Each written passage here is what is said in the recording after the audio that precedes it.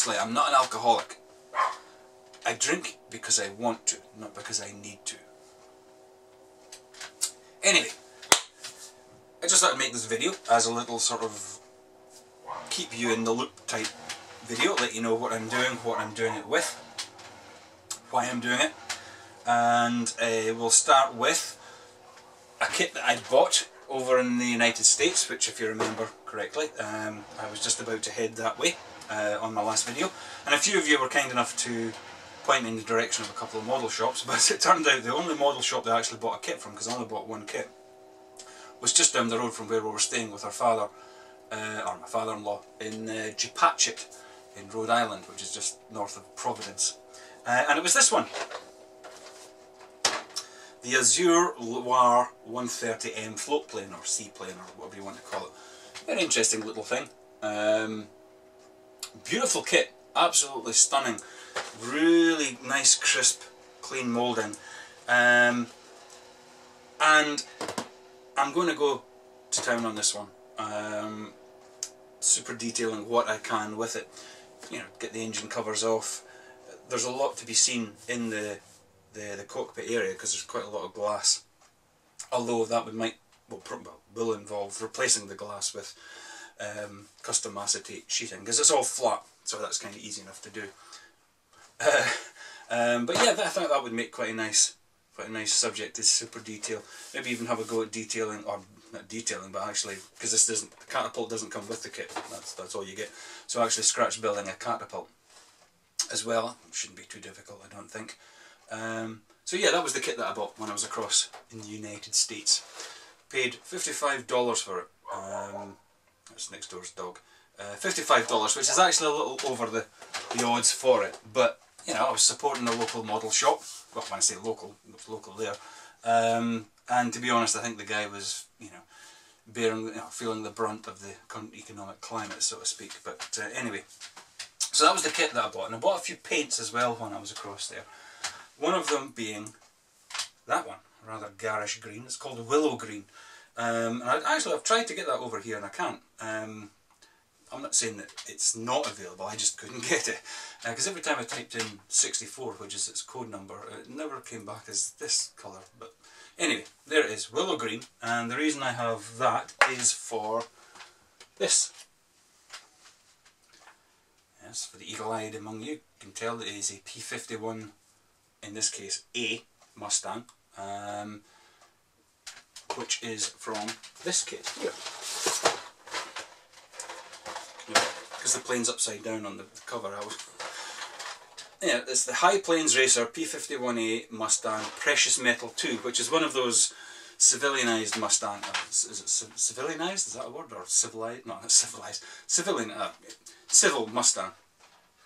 And it was used for obviously air shows. But in 2007 it crashed, killing the pilot when it clipped the tailplane of another Mustang, a P51D, that was actually on the runway at the time. But the reason I'm building this one is for Scale Aircraft Modelling, who have, in their infinite wisdom, agreed to sort of allow me to be a contributor to the magazine. So, you know, someday when I do get the thing finished, you might see me in print with this one. The wings are green, but the body is bare metal finish, and it's one of those multi-toned ones, you know, with no two panels are the same. So I want to make sure I get this thing right, because obviously if it's going to go on public display, it's been a bit of a fighter of a kit, if you pardon the expression. It's an older kit, it's an ICM tooling, just an old tooling. But you know what, if a kit fights you and you win, then generally it makes you a better modeller, as I've always maintained. And this one has fought me quite a bit, but you know, it's fine. I'm learning. That's what the whole thing's all about. So yeah, that's for a magazine. Eh? In fact, that's not the only one. I've also got this one from the magazine as well.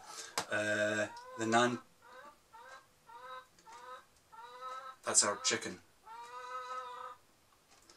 The Nanchang CJ6, which is a Chinese trainer, 1/48 scale trumpeter new tool, so I'll be getting started on that one fairly soon. And also from the magazine, which again I haven't started, again just because I've been spending so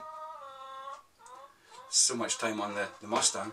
Itali's 1/48 scale P47D Thunderbolt, of which one of the marking options is a French version. I think it's one of these two, I can't quite see on the screen. So rather than doing again another BMF finish, I thought I'd go for a nice sort of faded olive drab one. So yeah, 3 kits that you might actually see in print if I get them built and they're acceptable enough. But if you remember when I did the Zero video, the reason I built the Zero was because at the time I was building that Fokker D21 and it was a time consuming process, so I just wanted something to do in the interim periods. Well, this one's taken me quite a while just to get to this stage because of the various things that I've had to do to it. And again, so I went to the stash to look for something nice and quick and easy. And I came out with the Edward 1/44 scale Mark 9C Spitfire. And the reason I sort of started on this one is I managed to pick up a photo etch detail set for it, which is made by Brengun. Edward do their own, and obviously they knew they were going to be doing their own because in the instruction leaflet, in fact you can actually see on the kit, there's a little recess on the inside of the fuselage, obviously for an intended photo etch kit, but Brengun taken it upon themselves to make a little set which isn't painted, whereas the Edward set is pre-painted, which as you all know I don't particularly like. And also the pictures I've seen, it doesn't particularly look like RAF interior green. The Brengun being unpainted allows you to paint it any colour, well not any colour you want, but the appropriate colour. And it's an absolutely gorgeous little set with all of the seat framing, you know, drilled or with actual holes in it, and cockpit floor, it's just a great little kit.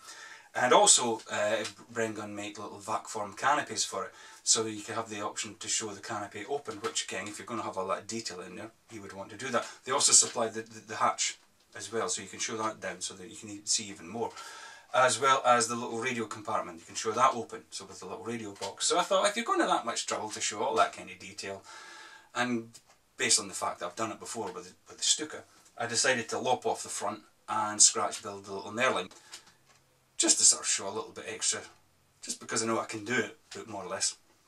And also I've done the landing flaps as well. Edward, when it comes from the Edward kit, the landing flaps are actually slightly proud of the surface, which actually made it easy if just by taking a brand new scalpel blade and just paring away at them. I was able to sort of cut them away so that it was recessed, so I can put all the sort of the ribbing and whatnot. And I've made them out of brass sheet again, just to sort of keep the thickness right. So, and also I'm going for the paint scheme, this one here, with the invasion stripes. I just thought that made quite a nice, especially on that scale. It's going to look quite fussy, quite busy, with all the the two-tone. Speak properly, Gary. The two colours of the camo, the grey green, the invasion stripes, the yellow leading edges, the red. It's just be a nice looking little set. Now here's the weird thing. It took me 4 days to mask the stripes on this, because what I did was I painted the area white and then masked the white to paint the black. 4 days it took me to do both the wings and the fuselage.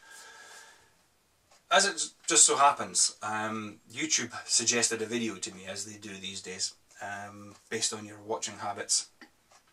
And it was a documentary series that they have on YouTube called World War II Fighters, which concentrate on a different fighter, Hurricane, Spitfire, Focke-Wulf, 190, that type of thing. But the one that I happened to watch was the Hawker Tempest. And I was always kind of curious. I could never really, well, I know now what the difference between a Tempest and a Typhoon is, but I just thought I'd watch it anyway. And the old guy who's sort of reminiscing about his time in the war, he said, "Oh yeah, so there was one day in 1944. So yeah, all these trucks arrive and they bring all these tins of paint." He said, "Well, it wasn't really paint, and all these chalk and string and these big 4-inch brushes. Oh, what a mess!" Obviously, this was the black and white paint for the invasion stripes. and they showed you a Tempest that they'd just painted. Oh, my God, what a mess. Now when you're building these models with invasion stripes, you go to all this trouble to make sure the tape's perfectly straight. You get this lovely crisp, clean lines. Couldn't be further from the truth. There was white running over black, there was black running over white. You know, when it came down to the fuselage markings, it was just roughly painted round them. And on the wing, where the pilot and the ground, you know, crew would be walking on the areas, certain areas, there was no actual demarcation between the black and the white. It was grey. I mean, you could see that it was a black stripe and you could see it was a white stripe, but in between it was just a mess. So I'd actually really like to do a larger scale kit, be it a Typhoon or whatever. Actually, I'd like to do a larger scale Typhoon actually, and do the invasion stripes. Take great care to paint the airplane, the airframe in its whatever camouflage colours and decals, and then take a bloody great big brush and some black and some white paint and just blech, blech, blech, blech. I mean, hopefully whoever looks at the kit will know that it wasn't just because I can't paint, it's because that it's mimicking what it was actually really like.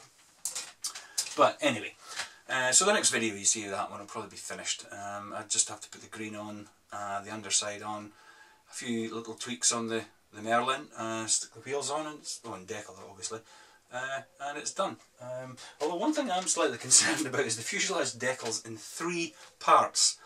You've got the yellow with the white backing, which you then have to put the blue roundel on, and then you have to put the red in the middle, so that's going to be 3 decals on that. And at 1/44 scale, that might be a little bit noticeable. I was worried about that on the swastikas on the Fokker at 1/48 scale, but we'll see. Anyway, what else? What's this video sitting at? 12 minutes. Oh my good God in heaven. Lastly but not leastly, fellow YouTuber by the name of Polar Bear LUFC, LUFC standing for Leeds United Football Club, has sent me a couple of kits. Thank you very much, sir. This one and the Airfix Petliakov PE2. This is the Blum & Voss BV141. Odd looking thing. And it's an old tooling which has been refurbished, I think, because it fits together like it was a Tamiya kit. It's just precision. No filler's going to be needed at all in this thing.